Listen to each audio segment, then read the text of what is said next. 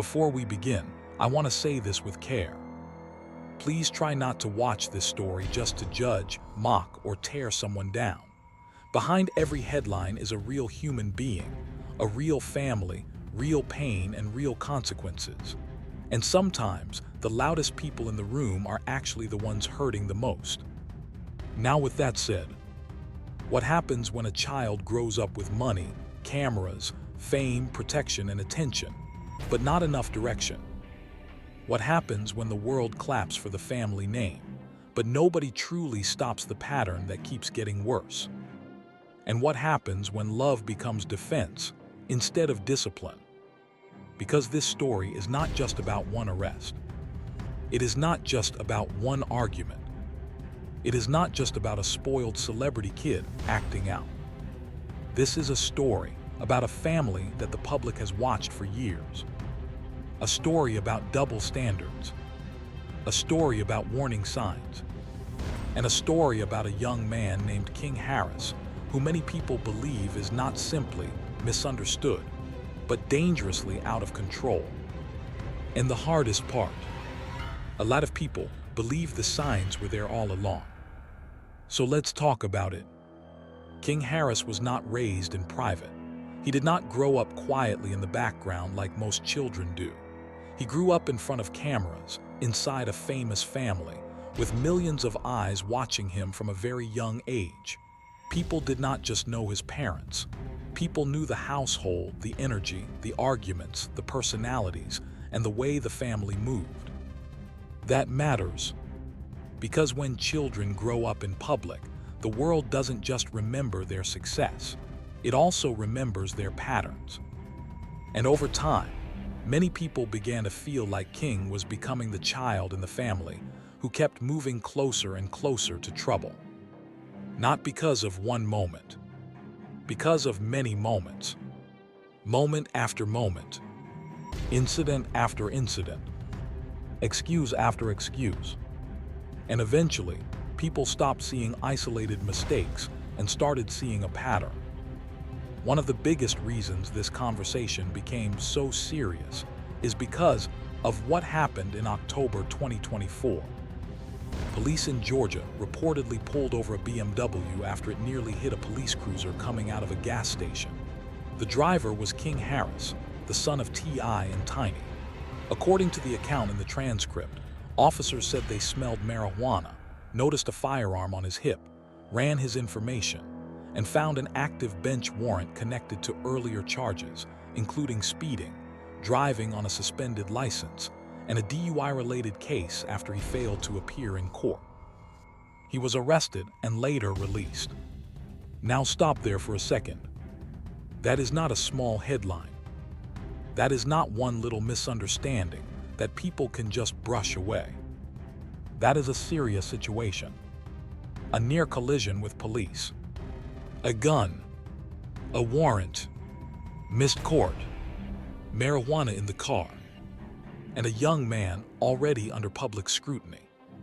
For many people, that moment did not feel random. It felt expected. And that is the scary part. Because when the public starts saying, "Of course this happened," that means your image has already been shaped by repeated behavior. But this story did not start there. To understand why people reacted so strongly, you have to go back earlier, to the moments that made people believe King was spiraling long before that arrest ever happened. One of the moments that people still remember most clearly is the Waffle House incident.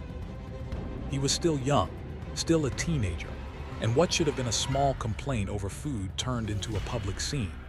According to the transcript, he argued with workers over his order, filmed the exchange, insulted staff, flashed money, and reportedly threatened violence. The whole thing spread online fast. And that incident changed how many people saw him.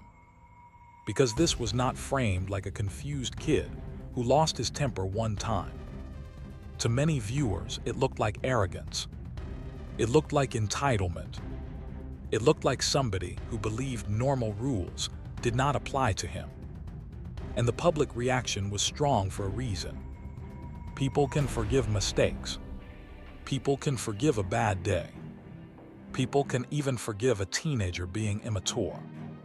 But what people struggle to forgive is disrespect toward workers, public humiliation, and the feeling that power is being used to intimidate people who do not have the same platform or protection.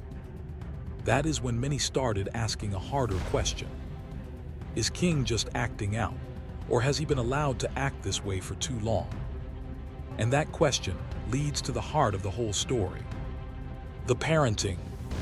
Because every time King made headlines, people did not only discuss him, they discussed the people raising him. They discussed what was tolerated, what was defended, what was minimized, and what was never fully corrected. That is why Deja Harris became such an important part of this conversation. Not because she created the chaos, but because she exposed the contrast. Years ago, Deja publicly spoke about feeling deeply hurt and embarrassed after T.I. made comments about monitoring her virginity and accompanying her to medical appointments in a way that caused huge backlash. According to the transcript, she described the experience as painful and damaging, and also pointed to what many saw as a major double standard, that her father was extremely controlling toward her, while being far more relaxed and dismissive about King's reckless direction. And that right there is the part people could not ignore. Because the public began to see two very different forms of parenting inside the same family. One daughter watched closely, controlled heavily, embarrassed publicly. One son given room to move wildly, crash loudly, and still get defended. To many people, it looked like this. The girl was protected so hard it became harmful. The boy was loved so loosely it became dangerous. And when you put those two things side by side, the family story starts looking less like random dysfunction and more like imbalance. That imbalance matters, because children learn from what happens after they mess up. If every mistake becomes an excuse, if every outburst becomes a defense, if every crisis becomes a public relations moment instead of a turning point, then what lesson is really being taught? That you are accountable, or that somebody will always clean it up for you? That question became even louder when another explosive family moment played out in public. At a football stadium, King ended up in a heated argument with his parents while on live video. The fight was not just emotional, it became symbolic. According to the transcript, King argued that he did not grow up with privilege the way people assume, insisted he was not raised with a silver spoon, clashed with both T.I. and Tiny, and the situation escalated physically and emotionally in front of an audience online. Now think about that. A son from a famous family, arguing publicly with both parents, trying to prove he had a hard upbringing, speaking with anger, pain, and defiance, and the whole world watching live. That moment revealed something bigger than attitude. It revealed confusion about identity. Because sometimes children born into fame do not know who they are outside the image built around them. They feel the privilege, but they also feel the pressure. They receive the benefits, but they may also carry emotional gaps nobody talks about. So some of them start chasing a version of toughness, struggle, or realness to prove they are not soft, not fake, not sheltered. And when that search for identity mixes with anger, ego, attention, and public pressure, it can become explosive. That is what this increasingly looks like with King. Not just rebellion, not just immaturity, but a young man trying to force an image of hardness, even when it keeps dragging him closer to destruction. Then came more incidents, more online outbursts, more drama, more behavior that people began describing not as confidence but as instability. According to the transcript, even after becoming a father, controversy kept following him. There were family defenses, rumor battles, online arguments, and later, a shocking rant aimed at 50 Cent in defense of his mother, Tiny, where the language crossed a line that many people felt showed a dangerous level of rage and recklessness. And that is where the public split into two groups. One group says, "He is grown. He knows what he is doing. Stop babying him. Stop making excuses.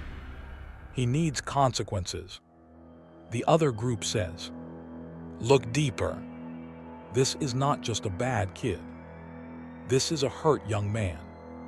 This is somebody who may be crying for help in the worst possible ways." And honestly, both sides are seeing part of the truth. Because accountability matters. But so does context. A person can be wrong and still be wounded. A person can be reckless and still be struggling. A person can be harmful and still need help. But here is the danger. If a family keeps confusing protection with healing, nothing changes. Standing by your child is one thing. Pretending every disaster is just the internet being dramatic is another. Loyalty is beautiful. Enabling is deadly. And that may be the real theme of this whole story. Not fame, not money, not social media. Enabling. Because when someone keeps escalating and the people around them keep defending instead of correcting, the person begins to feel untouchable. And a person who feels untouchable is often the one walking fastest toward a fall. Let's be honest. This is bigger than celebrity gossip. This is something families everywhere can learn from. Maybe not everyone has cameras in their house. Maybe not everyone has millions of followers. Maybe not everyone has a famous last name. But many families know what it feels like to have one child who keeps acting out, one child who gets stricter rules, one child whose pain comes out loudly, and everyone else pretending things are still under control. A lot of families know that story. One child gets watched too much. One child gets excused too much.